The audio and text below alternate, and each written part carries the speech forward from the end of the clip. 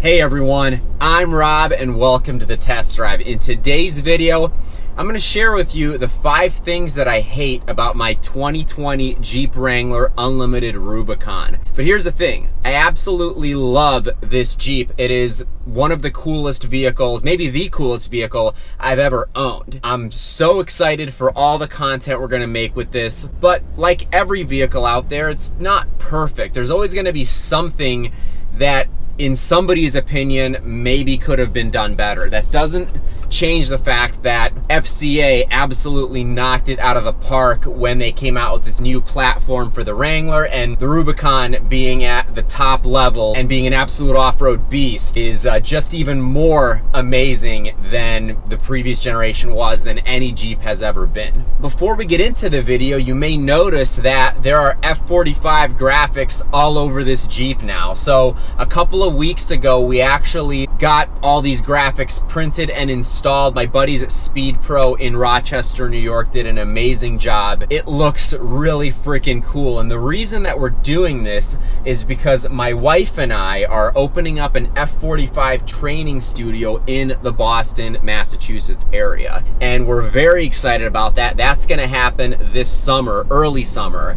And that's gonna be really cool. There's gonna be some content on this channel. There will be a lot of content about it on our other channel called A Wander Affair. That's the channel that my wife primarily runs. And the F45 business, while it is our business, it's gonna be primarily my wife's thing. It's her baby. So part of that was getting this Jeep as the business vehicle and to really promote the F45 brand. And it just looks so cool. My favorite part about it, by the way, is probably how the hood wrap extends down over the grille. I think it looks so mean from the front. I am just absolutely in love with it. So with my last 2 minutes of rambling on about how much I love this Jeep and how excited I am about it, you may be wondering, what is there not to like? And there are a couple things that, in my opinion, maybe could have been done differently. So the first 2 things that I'm not thrilled with about this Jeep actually have to do with what's under the hood.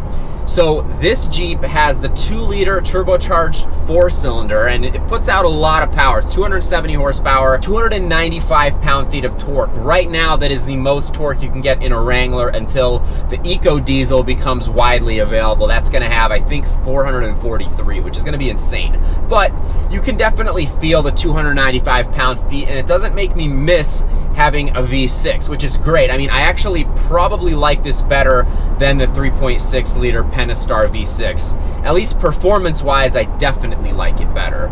But there are a couple things that I don't love about it, and the first thing is the fuel economy. So it's rated at 21 miles per gallon in the city, 22 on the highway, which is not very good for a 4-cylinder, but the Wrangler is probably one of the least aerodynamic vehicles that you can buy. It has the aerodynamics of a garden shed, is what I always say. It's gonna be not as good as other 4-cylinder SUVs. It totally makes sense. And 22 miles per gallon on the highway is not horrible. It's okay. If I felt like this Jeep could actually achieve that number, because when I purchased this, I took it on like a 400-mile road trip.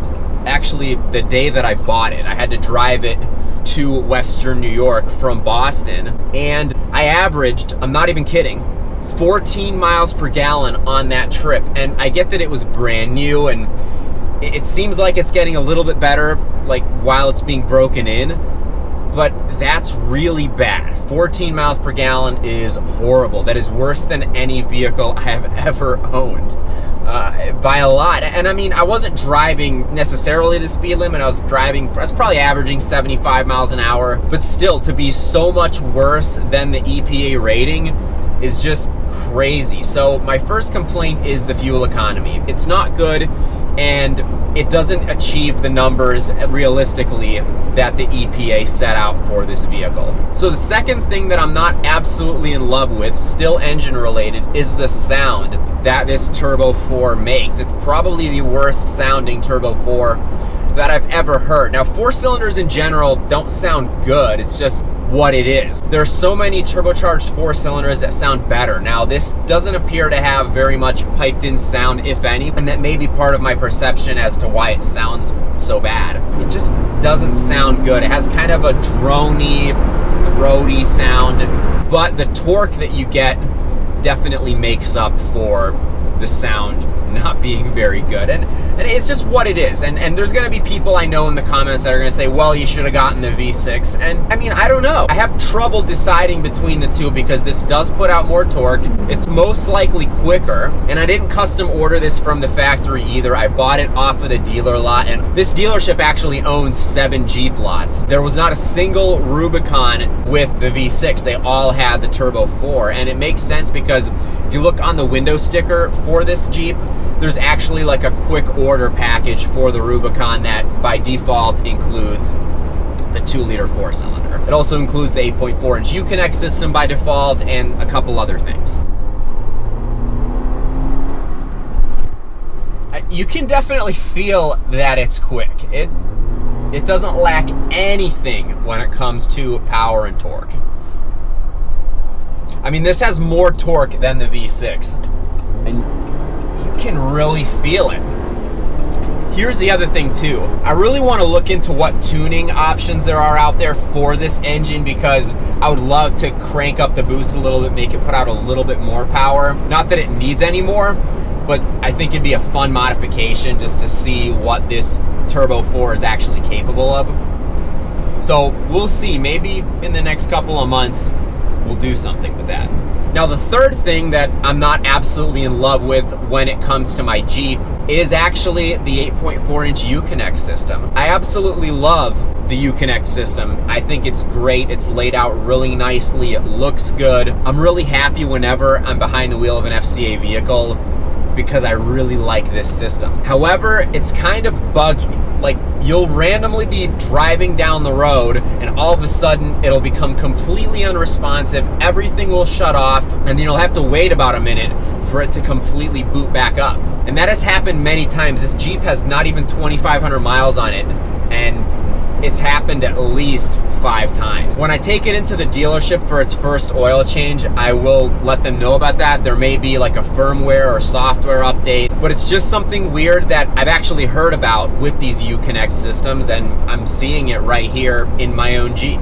Now, the fourth thing that I'm not absolutely in love with is these all-terrain tires. I think they look absolutely amazing. I mean, this Jeep looks so badass because of the 1-inch lift, because of these all-terrain tires. It has such a mean stance, and I wouldn't change that. That's the exact reason that I wanted a Rubicon. I was kind of going back and forth between a Rubicon and a Sahara. Sahara has a better on-road ride, but the Rubicon is so capable off-road, and we are definitely going to take this off-road. We're also going to get a beach driving permit for the Cape because I definitely want to take it down there and actually be able to drive it on the beach. But the on-road ride of these all-terrain tires is not amazing. On dry pavement, it's pretty good, but if it's wet, if it's snowy, and you're driving at a high rate of speed, it's not good. That's to be expected. It's not like you can have the best of everything in one tire. If you want really good snow performance, you got to get winters, because all seasons are not going to be as good, but you can't drive those same winter tires in the summer because the performance is going to be diminished and they're going to wear out a lot faster. Same thing with summer tires. You can't get that level of grip from all seasons, but you can't drive with those summer tires in the winter. So, you know, all-terrain tires are kind of a similar thing. My feeling with these all-terrain tires is that it's going to take a lot to actually get you stuck. I mean, even in the snow, this thing is absolutely amazing. I drove this up a grass hill in the snow and did not even come close to getting stuck. Didn't even have to put it in 4-wheel drive, believe it or not. So the off-road performance, I already know before doing anything crazy with this Jeep that it's really, really good. The unfortunate thing is that you can only get all-terrain tires with the Rubicon. You can't get all seasons. That's just part of owning a Rubicon. It is what it is. You have to drive a lot more carefully. And the fifth thing that I am not absolutely crazy about when it comes to my Jeep is the fact that you don't have power seats. And that's part of owning a Wrangler. It is what it is. This is an off-road, rugged vehicle. It's not a Grand Cherokee. It's not supposed to be. But I feel like for a $51,000 SUV, they should just put power seats in it. That's just my opinion, and I'm sure there are many longtime Jeep owners that would completely disagree with me. So if you can't already tell, I absolutely love my 2020 Jeep Wrangler Unlimited Rubicon. I am so excited for all the adventures that we're gonna have with this Jeep. And even my wife, going from a 2012 BMW X5, she really loves this Jeep. It's so well built, it rides so nicely, it's so luxurious. And the thing she didn't have in the X5 was just the technology aspect. I mean, it was a 2012, so obviously the navigation was, much more antiquated, and the technology in really all FCA vehicles has gotten really, really good. And in BMWs. I mean, the new BMW iDrive 7 system is absolutely amazing. Even the iDrive 6 that I have in my 440i is really good. But we're gonna have a lot of fun with this. So once again, I'm Rob. This is the test drive. If you like this video, please give it a thumbs up, and please hit that subscribe button so you don't miss out on any awesome upcoming content. I have so much more content in the works, and as soon as this global pandemic starts to improve, then we will have a lot more reviews coming to the channel. So stay tuned, a lot more on the way, and I'll see you again in the next one.